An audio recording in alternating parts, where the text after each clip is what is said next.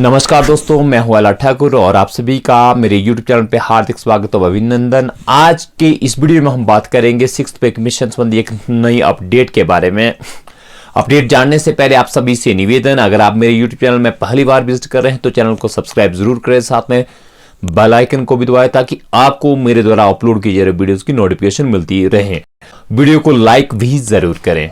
आप सभी जानते हैं कि हिमाचल प्रदेश पे रूल्स की नोटिफिकेशन 3 जनवरी 2022 को हुई थी और हिमाचल के सभी कर्मचारियों को ऑप्शन चुनने का जो अधिकार दिया गया था वो 2 फरवरी तक दिया था कि 2 फरवरी से पहले एम्प्लॉय जो ऑप्शन ऑप्ट कर लें, चुन लें ताकि उनकी सैलरी बनाई जा सके। परंतु जब पे कमीशन कर्मचारियों के सामने आया तो उन्होंने देखा कि इसमें काफी विसंगतियां हैं, तो उन्होंने इस पे कमीशन का विरोध करना शुरू किया। परिणाम स्वरूप आज तक एम्प्लॉय वर्ग जो है ऑप्शन नहीं दे पाया है। इस संबंध में कल एसीएस प्रमुख प्रबोध सक्सेना ने कहा है, आप सभी जानते हैं कि पूर्ण राज्यत्व दिवस पे माननीय मुख्यमंत्री हिमाचल प्रदेश ने हिमाचल प्रदेश के कर्मचारियों के लिए 3rd ऑप्शन की बात कही है और साथ में 3% डीए की बढ़ोतरी की बात भी कही थी।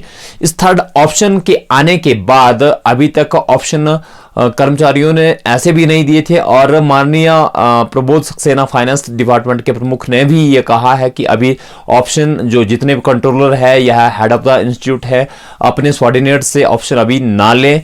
3rd ऑप्शन पे फाइनेंस सेक्रेटरी ने कहा है कि यह मामला अब कैबिनेट में दोबारा जाएगा और पूरी फाइलिंग जो है कैबिनेट में जाएगी। उसके बाद कैबिनेट किस प्रकार से इसमें संशोधन करती है पे रूल्स में, क्योंकि पे रूल्स का संशोधन भी कैबिनेट में गया था और कैबिनेट से पारित होकर आया था और ये जो मामला है, जो 3rd ऑप्शन का मामला है, यह भी कैबिनेट में जाएगा।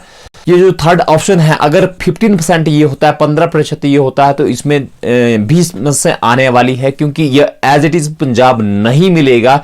इसके पीछे कारण यह है कि हिमाचल में 1 जनवरी 2016 को अगर हम डीए की बात करें तो वो 119% था, जबकि पंजाब में 1 जनवरी 2016 को यही डीए 113% था।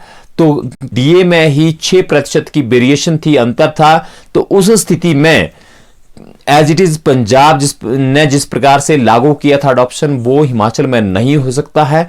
और दूसरा कारण यह है कि हिमाचल के कर्मचारियों को अगस्त 2016 में अंतरिम राहत के रूप में 5% मिला था, बेसिक और ग्रेड पे का 5% मिला था और पंजाब में अंतरिम राहत के रूप में एम्प्लॉयज को नहीं मिला था। ये कुछ ऐसे मसले हैं जिन मसलों को लेके जो 15% ऑप्शन, जो 3rd ऑप्शन की बात है, उसमें कुछ वेरिएशन आएंगे, कुछ अंतर आएंगे। तो अभी यह देखना है कि कैबिनेट में किस प्रकार से इसे फाइनलाइज किया जाता है। तो आपको यह भी बता दें, जो कैबिनेट 3 फरवरी को रखी थी उसे प्रीपोन किया गया है। अब यह कैबिनेट जो है 31 जनवरी को होगी। परंतु यहां पे इससे बड़ा मुद्दा जो है वो इनिशियल ग्रेड पे यानी कि हायर ग्रेड पे और प्रोबेशन पीरियड के जो एम्प्लॉयज है या 2 इयर्स का जो राइडर है उनके लिए है।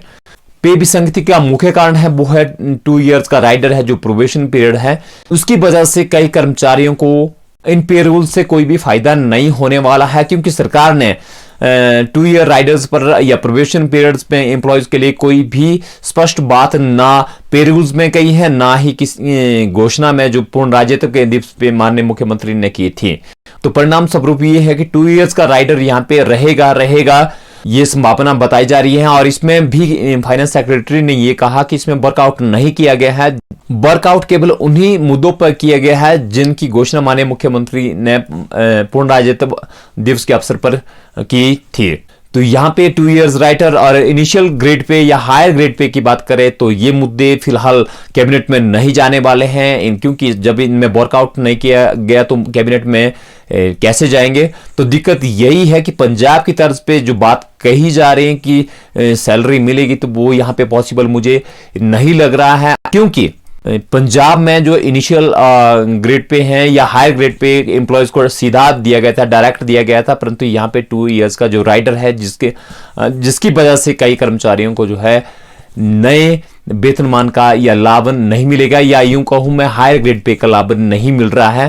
परंतु यहाँ पे प्रोबेशन पीरियड के कर्मचारियों के लिए या 2 इयर्स राइडर में जितने भी एम्प्लॉयज फंसे हुए हैं उनके लिए एक और भी दिक्कत की बात है, क्योंकि पेरोल्स में यह स्पष्ट किया गया है कि एक बार ऑप्शन देने के बाद उसमें किसी प्रकार का परिवर्तन नहीं कर पाएंगे एम्प्लॉइज, तो उस स्थिति में अगर प्रोबेशन पीरियड के कर्मचारियों को इस वक्त ऑप्शन देना पड़े तो उन्हें 2.59 का मिलेगा, जो कि 2009 की पे पर मिलेगा। तो उस स्थिति में कर्मचारियों को ये जो सैलरी रहेगी 2026 तक नहीं मिलेगा, क्योंकि हिमाचल सरकार ने इस प्रकार का भी पे रूल्स में स्पष्ट नहीं किया गया है कि प्रोबेशन पीरियड या 2 ईयर्स राइडर पूरा करने के बाद कर्मचारियों को हायर ग्रेड पे में लिया जाएगा, जबकि पंजाब में ऐसा बताया गया है।